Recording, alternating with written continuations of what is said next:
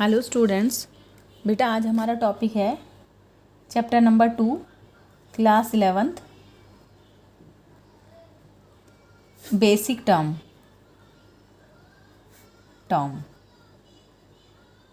Term of accounting. ठीक है, अब देखो मैं इसे एज ए स्टोरी आपको पढ़ा रही हूँ ताकि आपको बड़ा इजी लगे, क्योंकि आप सबके पास बुक्स भी नहीं है, कुछ बच्चों के पास बुक्स हैं और कुछ के पास नहीं है। बट मैं आपको इस वे में पढ़ा रही हूँ कि आपको ना बहुत इजी लगेगा। प्लीज़ लेकिन मेरे चैनल को सब्सक्राइब करें और ज़्यादा से ज़्यादा बच्चों से शेयर करें। ठीक है, ओके। देखो एक ए है, ए, चलो अमन है। अमन बिजनेस स्टार्ट करना चाहता है, ठीक है, बिजनेस स्टार्ट करना चाहता है। ये है बिजनेस ऑफ अमन। अमन सोचता है कि ठीक है मुझे बिजनेस स्टार्ट करना है, और वो भी किसका बिजनेस स्टार्ट करना है? फर्नीचर का। किसका? फर्नीचर का। अब वो सोचता है मुझे इसके लिए क्या क्या चाहिए। वो समझ जाता है एक तो मुझे पैसा तो चाहिए ही चाहिए, और मुझे बिल्डिंग भी चाहिए, है ना, एक जहाँ पर मैं अपना बिजनेस स्टैंड करूँगा वहाँ लैंड भी चाहिए मुझे, ठीक है, और कुछ रॉ मटेरियल भी चाहिए, और थोड़ा बहुत फिनिश्ड गुड। रॉ मटेरियल मतलब कच्चा माल जैसे लकड़ी, और फिनिश्ड गुड मतलब कुछ बना हुआ फर्नीचर भी चाहिए। ये सारी चीज़ें तो मुझे चाहिए ही, और मेरे पास मुझे क्या चाहिए, एक मुझे और पैसा चाहिए। मेरे पास सिर्फ 4 लाख रुपीज़ है और मुझे क्या करना है, 8 लाख रुपीज़ की नीड है। ठीक है, तो मुझे 4 लाख रुपए का क्या चाहिए? लोन। पैसा भी चाहिए किसी से उधारी। ठीक है, तो क्या करना चाहिए, मुझे एक बिज़नेस स्टार्ट करना चाहिए। लेकिन उसने पहले ट्रिक लगाई, भाई मुझे चाहिए क्या क्या। उसे पता लग गया भाई मुझे ये चाहिए। अब उसने क्या करा, कैश कुछ उसके पास था। कितने थे उसके पास? 4 लाख रुपीज़। और उसके फादर ने बोला ठीक है बेटा, हमारी जो ज़मीन है ना, लैंड, उस पर तू अपनी बिल्डिंग सेटअप कर ले, है ना, उस पर तू अपनी बिल्डिंग सेटअप कर ले। तो उसके पास और क्या है? बिल्डिंग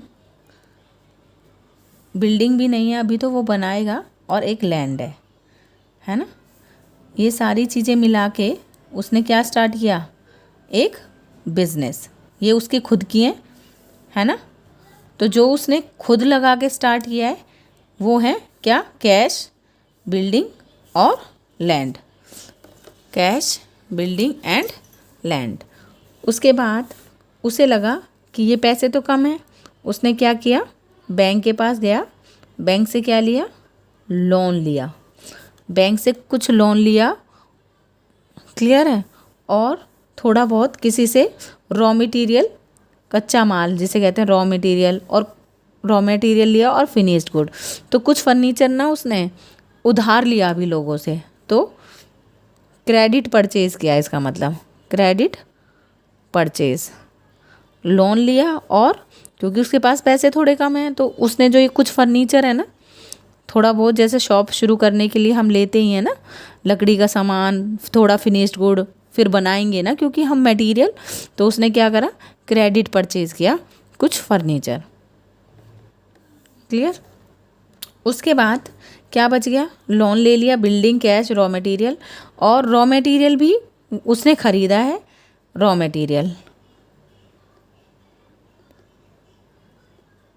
उसने कैश परचेज किया, कैश परचेज, ठीक है। तो अगर मैं देखूं तो उसने क्या क्या सामान लिया, हमारा कैश, बिल्डिंग, लैंड और रॉ मटेरियल। तो cash plus building plus lone, land उसकी ज़मीन पापा की, प्लस रॉ मटेरियल कच्चा माल जैसे लकड़ी कहते हैं, वुड। ये लगा के, ये किसके हैं? अमन के पर्सनल है, मतलब खुद के हैं। अब ये सारी चीज़ें उसने लगा के क्या स्टार्ट किया, बिजनेस। तो जब भी कोई कैश, अगर सिर्फ कैश होगा, चाहे बिल्डिंग हो चाहे लैंड, जिससे भी हम स्टार्टिंग करते हैं अपने बिजनेस की, वो क्या होती है हमारी, कैपिटल। क्या होती है ये हमारी कैपिटल। मतलब ये मेरी खुद की, कैपिटल को हिंदी में बोलते हैं पूंजी, कि मैंने अपनी पूंजी लगा के, पूंजी क्या क्या, उसके पास तो बहुत सारा है, मतलब थोड़ी अच्छी फैमिली से ये, इसके पास इतनी सारी चीज़ें तो खुद की हैं, तो इसने अपनी सारी चीज़ें लगा के क्या किया है, बिजनेस स्टार्ट किया है। तो जब भी हम कुछ भी पैसा लगा के, या कोई भी बिल्डिंग या फिर जितना भी सामान हम बिल्डिंग हमें चाहिए, हमें बिजनेस स्टार्ट करने के लिए जो जो हमें चाहिए, और वो हम अपना खुद का लगाते हैं, जो हम खुद लेके आए हैं ना, वो हमारी क्या है, कैपिटल है। ठीक है, क्या है, हमारी कैपिटल है। उसके बाद ये दो चीज़ें क्या हो गई, उधार की हो गई। लोन भी किसी को चुकाना है, और क्रेडिट परचेज जो खरीदा है उसका भी किसी को उधार, मतलब पैसा देना है। ये दो चीज़ें हमारी क्या बन जाती हैं फिर, जब भी हम किसी से उधार परचेज करते हैं या उधारी का कुछ सामान लेते हैं जो हमें वापस करना ही पड़ेगा, वो होती है हमारी लायबिलिटी। वो क्या होती है, हमारी लायबिलिटी। यहाँ तक समझ में आ गया आप लोगों को, लायबिलिटी क्या होती है। हाँ, उसके बाद आता है हमारा, क्लियर हो गया, लायबिलिटी भी हो गया। अब ये सारी चीज़ें अगर मैं बिज़नेस स्टार्ट कर रही हूँ, इसका मतलब मुझे ये तो पता चल गया, कैपिटल प्लस जो भी लायबिलिटी है,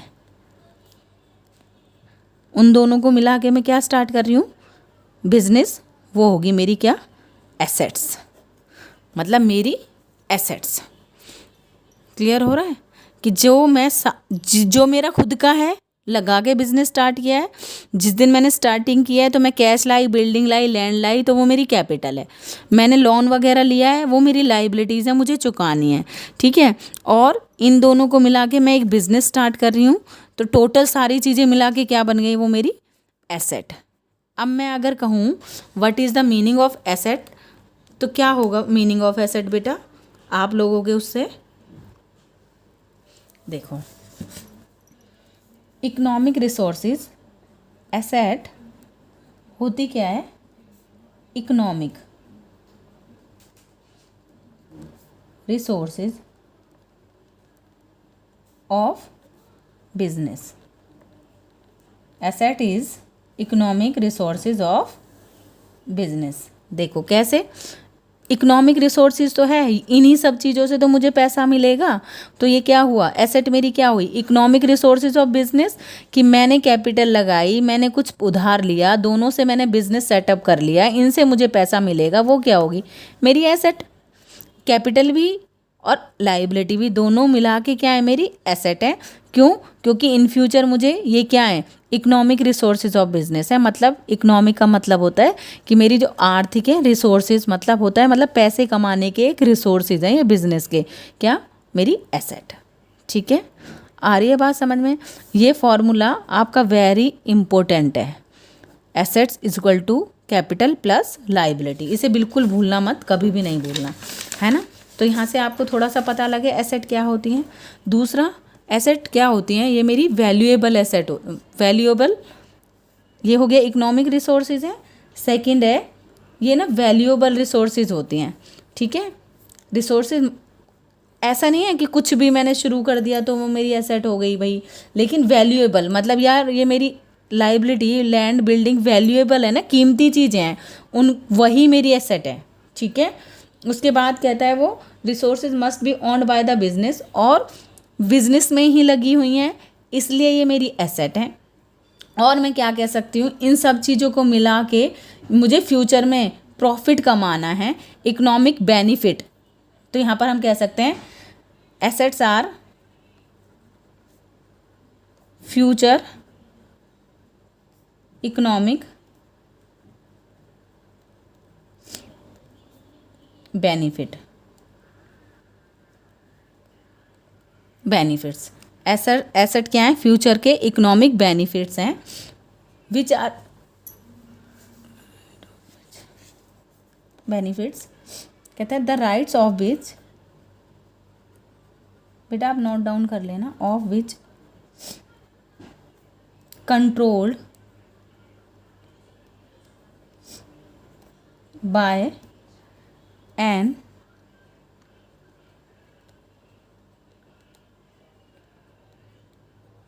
और इंडिविजुअल।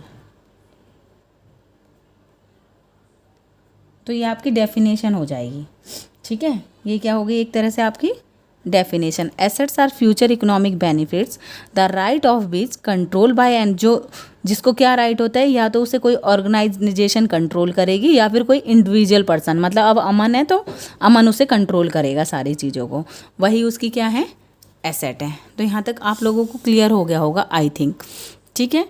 अब हमारी बात आती है, एसेट हमें पता लग गया क्या होती है, बट आगे क्या है, एसेट के भी एक टाइप है, ठीक है। यहाँ से हमने बिजनेस शुरू करा, लेकिन मेन टॉपिक आपके यहाँ से स्टार्ट होंगे, जैसे एसेट। अब मैंने बता दिया आपको एसेट्स क्या हैं। एसेट्स भी ना हमारी दो टाइप की होती हैं। कौन कौन सी टाइप की होती हैं, fix asset and current asset.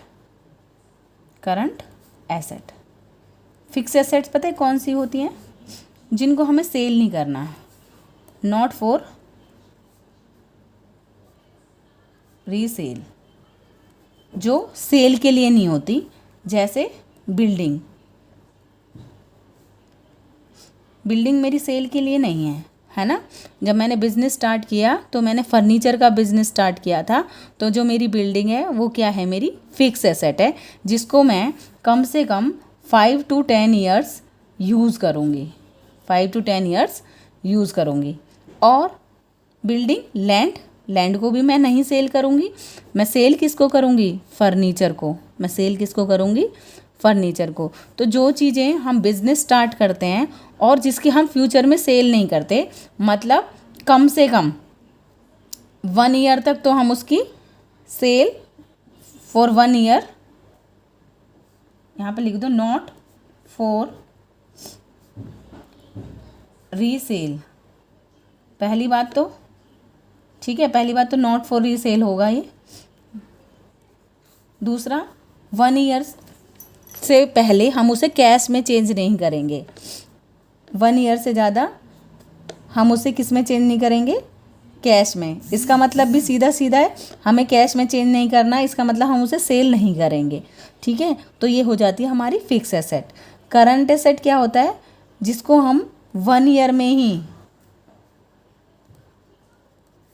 Cash में चेंज करेंगे, ठीक है, या फिर जिसकी हम रीसेल करेंगे, है ना। जैसे फॉर फर्नीचर, फर्नीचर क्या है मेरी, इस कंडीशन में फर्नीचर मेरी क्या है, करंट एसेट है ना। जिस भी चीज़ को हम रीसेल कर देते हैं या फिर 1 साल के अंदर अंदर ही हम उसे बेच देते हैं और उससे हम पैसे ले लेंगे, वो हमारी करंट एसेट है।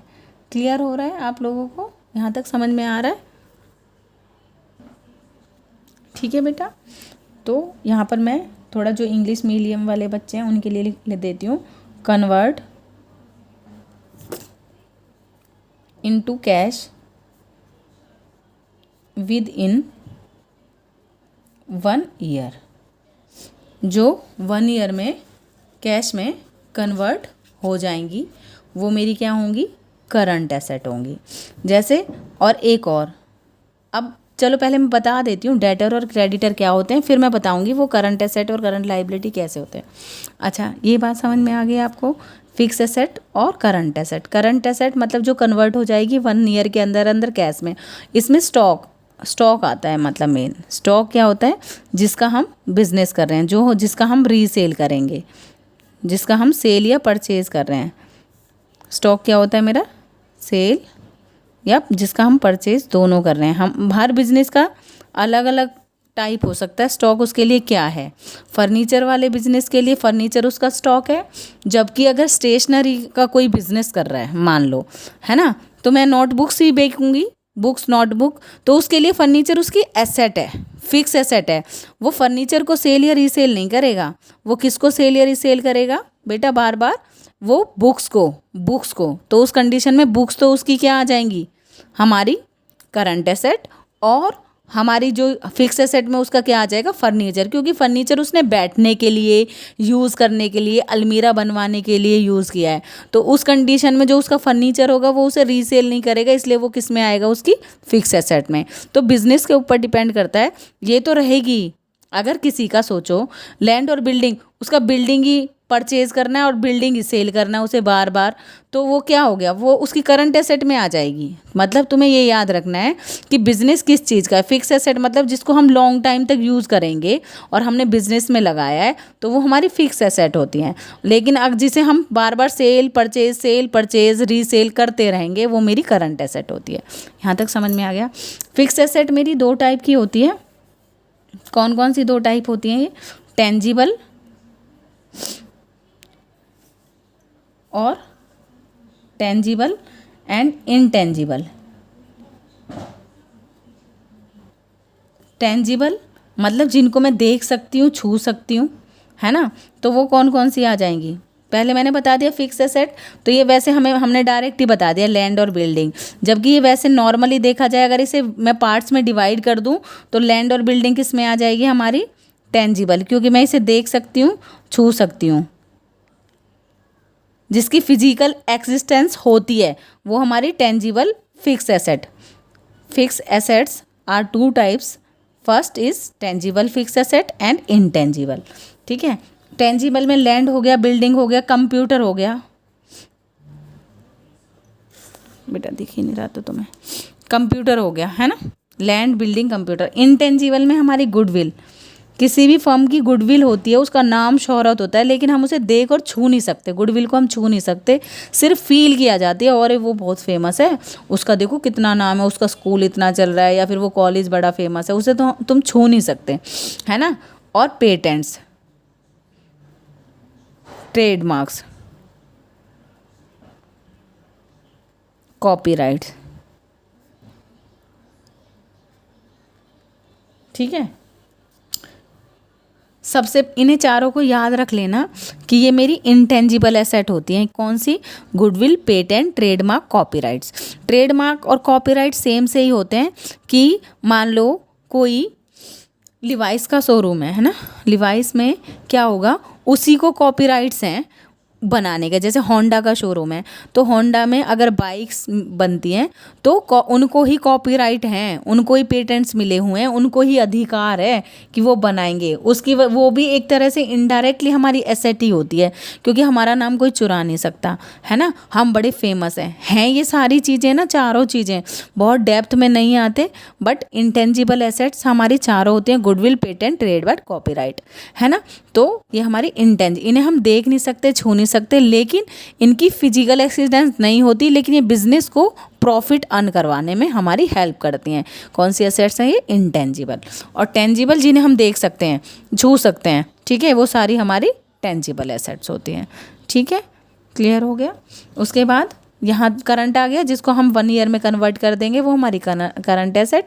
और फिक्स, जिसको फिक्स को पहले या फिर ऐसे कर लो, या फिर हम दो टाइप की होती हैं फिक्स, वही टेंजिबल और इंटेंजिबल, जिनको हम देख सकते हैं, छू सकते हैं, टच कर सकते हैं, फिजिकल एक्सिस्टेंस होती है। ये वर्ड याद रखना, क्या, फिजिकल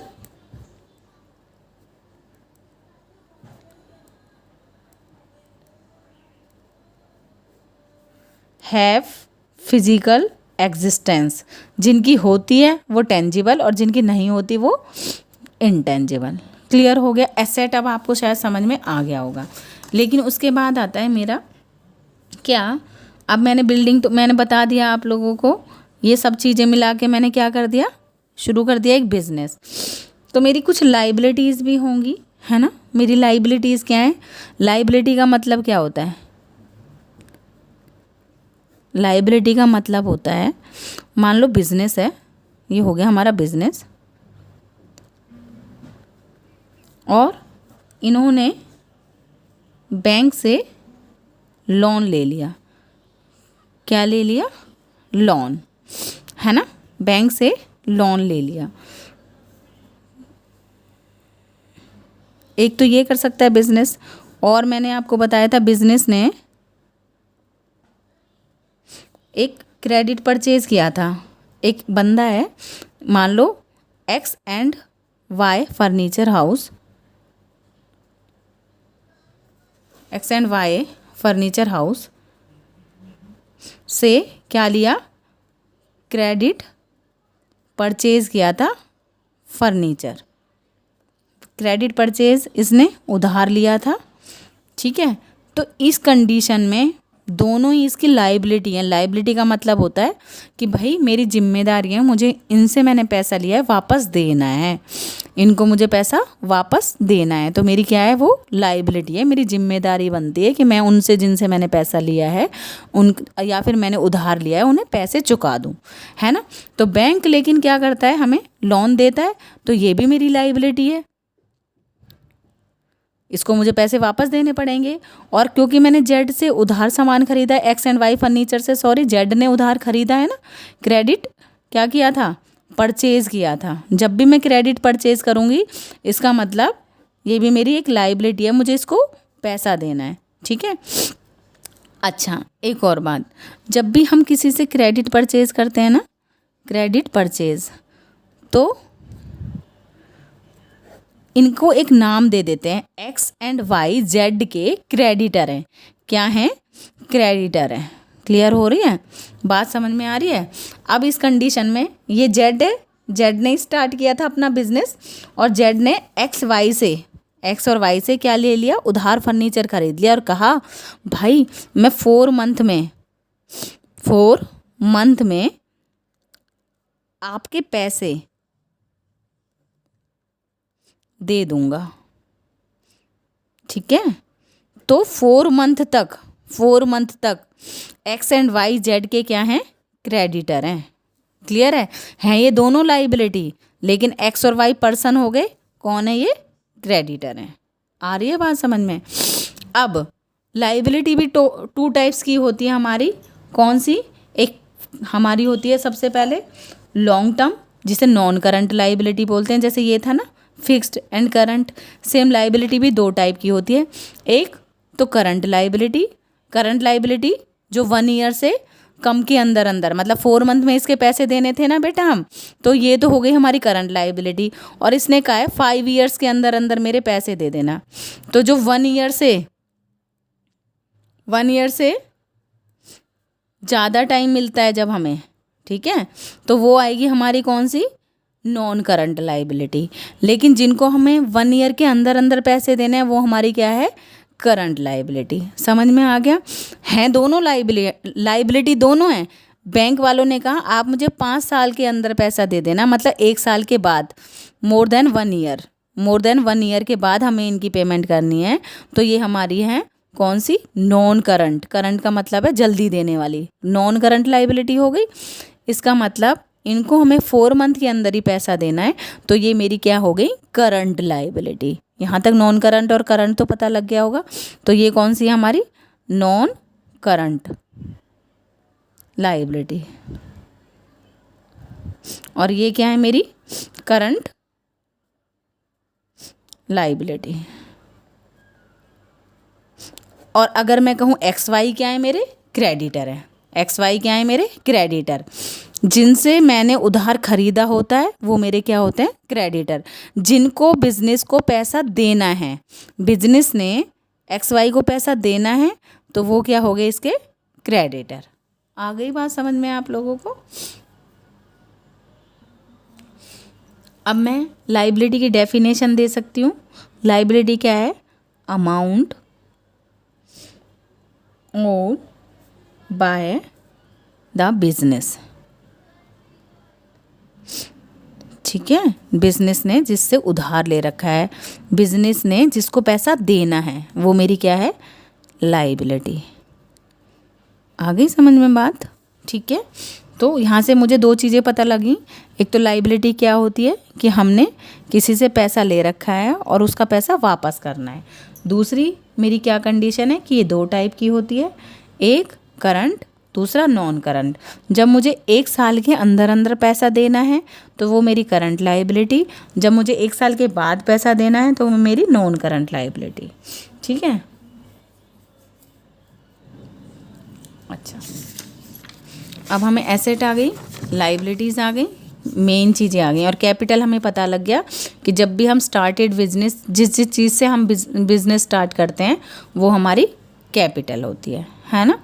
अब आते हैं हमारे क्रेडिटर्स। भी मैंने इनडायरेक्टली आपको समझा दिए थे। नंबर 4 पे यही कर लो आप, क्रेडिटर्स। वैसे मैंने लाइबिलिटी में समझा दिया आपको।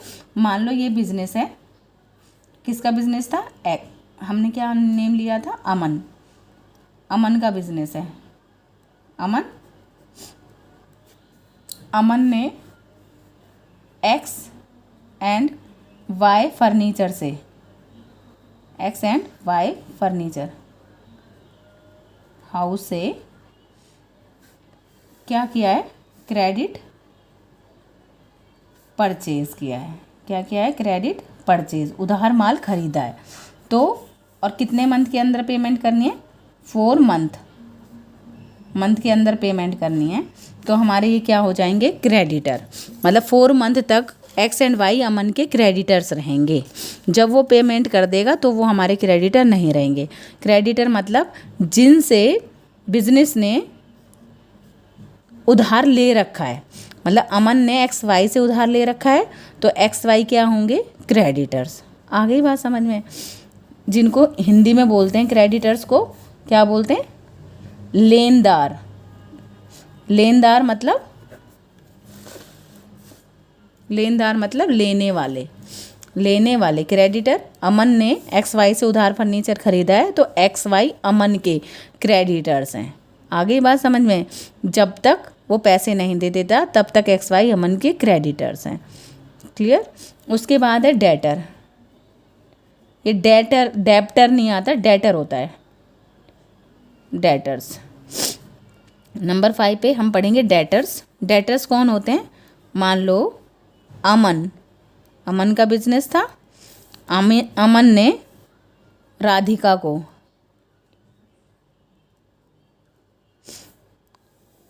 क्रेडिट सेल किए।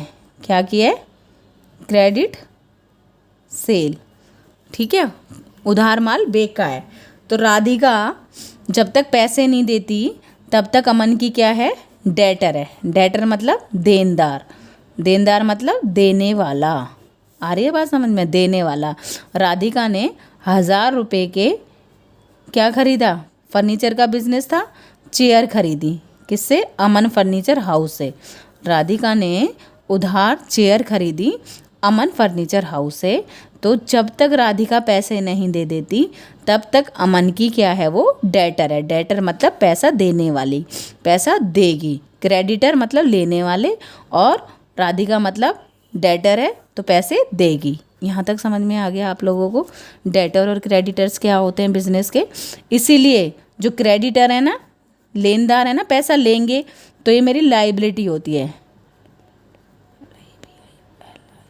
लाइबिलिटी होती है। ठीक है, क्या होती है? ये मेरी लाइबिलिटी, मतलब मेरा फ़र्ज है कि मैं इसको पैसे दूं। और ये मेरी क्या होती है? एसेट होती है। यहाँ से मुझे पैसा मिलेगा, इसलिए हमेशा इसे क्या काउंट करते हैं? डेटर्स को एसेट में काउंट करते हैं। ठीक है, क्योंकि हमेशा डेटर्स किस में काउंट होंगे? करंट एसेट में। किस में? करंट एसेट में। क्योंकि हम यही एज्यूम करते हैं कि हमारे डेटर हमें 1 साल के अंदर अंदर पैसे दे देंगे। सेम यही क्रेडिटर भी मेरी क्या होती है? Current liability. ठीक है, आगे यहाँ तक समझ में? करंट एसेट और करंट लाइबिलिटी से भी मैंने कनेक्ट कर दिया अब इनको। तो जो पैसा देंगे वो डेटर, जो पैसा लेंगे वो क्रेडिटर। क्लियर हो गया? ठीक है, उसके बाद कैपिटल तो मैंने आपको बता ही दिया है कि कैपिटल वही है जो हमने जिससे बिजनेस स्टार्ट किया है। क्लियर हो गया यहाँ तक? किसी को कोई डाउट तो नहीं है ना? अच्छा, उसके बाद हमारा आ जाता है, मेन तो यहीं तक है, मतलब सबसे ज़्यादा यही वर्ड्स यूज़ होंगे: debtors, creditors, asset, liabilities and capital. 90% मतलब आधे से ज़्यादा सिलेबस में आपको यही चैप्टर्स मिलेंगे। उसके बाद आता है हमारा एक वर्ड और आता है बस लास्ट में, कैपिटल।